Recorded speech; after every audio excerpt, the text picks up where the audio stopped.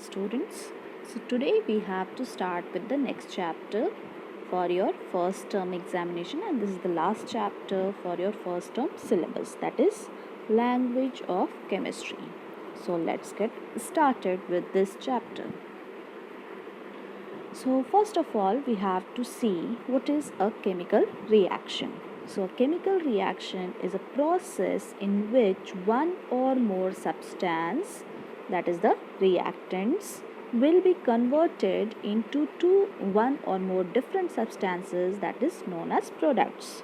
So it is a process in which one or more substance, that is reactants, will be converted into one or more different substance, that is known as products. So substances are either chemical elements or compounds, like hydrogen combines with oxygen to form water, H2O.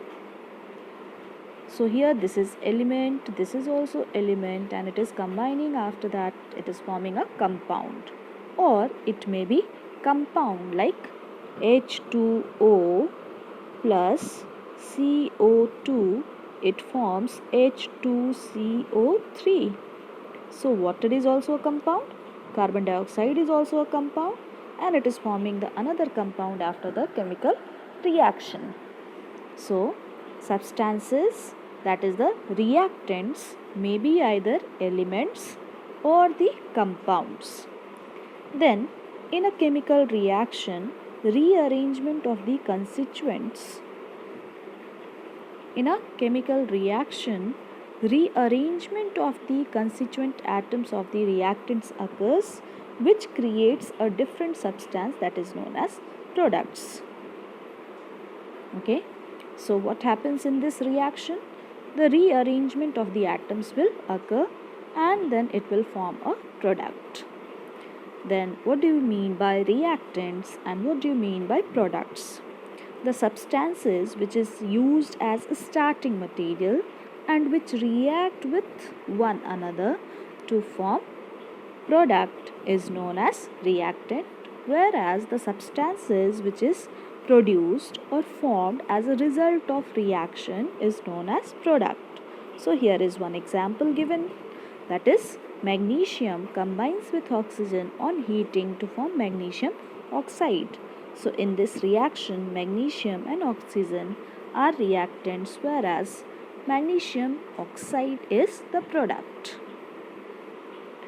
Then here it is shown in a chemical reaction, this is the atom of carbon, these two are the atom of oxygen. What happens? These atoms will get rearranged to form a product. So rearrangement of atoms occurs to form a product. Now another thing what we have to see here, there is one atom of carbon and two atoms of oxygen, and in carbon dioxide also there is one atom of carbon and two atoms of oxygen. It means that atoms are neither created nor destroyed during a chemical reaction.